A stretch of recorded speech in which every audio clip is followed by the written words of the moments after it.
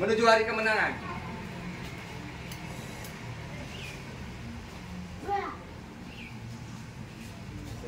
Dalam tajuk gedung yang berkumandang di dalam telinga dan harapan, aku mencoba menjamah segala kemungkinan dari Ramadan tersisa, dari puasa dan ibadah yang memungkinkan akan dijalankan. Dari malam-malam dengan berbagai keluhan, dari doa-doa yang mungkin isinya pengaduan. Aku berada di dalam lingkup menuju kemenangan.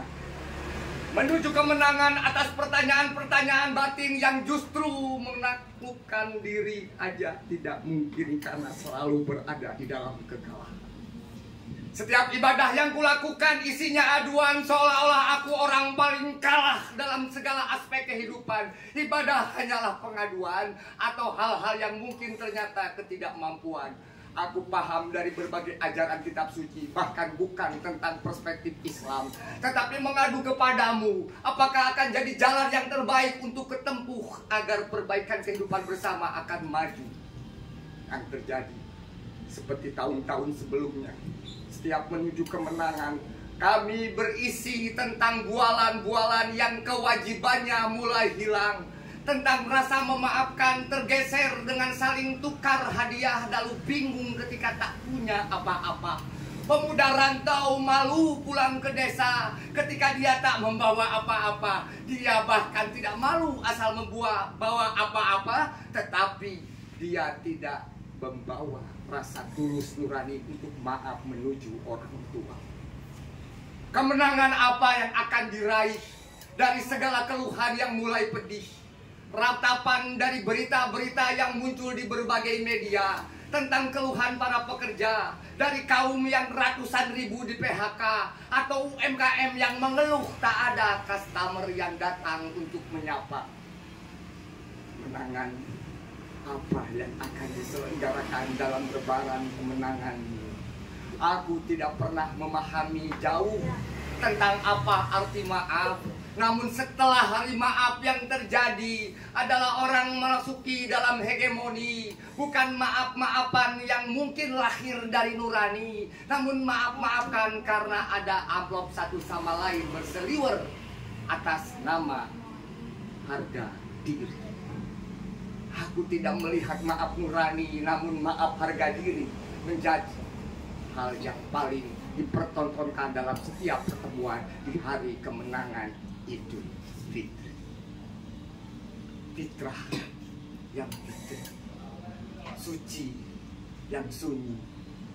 Yang ada adalah keramaian-keramaian sambil menyembunyikan segala sekelumit pribadi, di mana orang tua tak berhak tahu apa yang terjadi dari pengakuan dosa seorang anaknya, di mana sang anak tidak perlu kejadian untuk mengetahui bahwa orang tua menyiapkan makan dari hutang, mungkin dari rentenir desa, atau segala kemungkinan-kemungkinan yang terjadi tentang pikiran bangsa, tentang negara yang mengakomodir apa itu jalur mudik dan segala pajak yang terjadi, bahkan pajak melebihi zakat yang melebihi segala kehidupan manusia.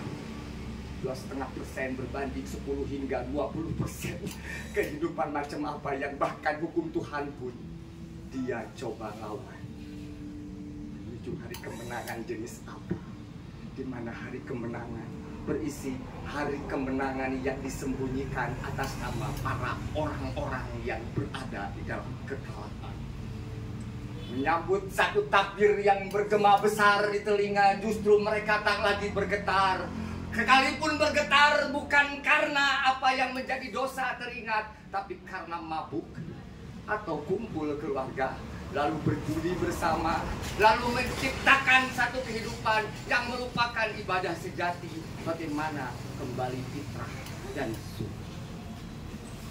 Menuju hari kemenangan, apa yang akan dirayakan dari hari raya hari kemenangan, sementara hari-harinya telah diisi dengan segala keluhan dan sebuah pikiran yang tanpa disadari telah dilakukan satu tantangan kehidupan agar seluruh bangsaku merasakan menuju hari kemenangan yang ternyata dalam panorama kehidupan berbangsaku adalah menuju hari kekalahan.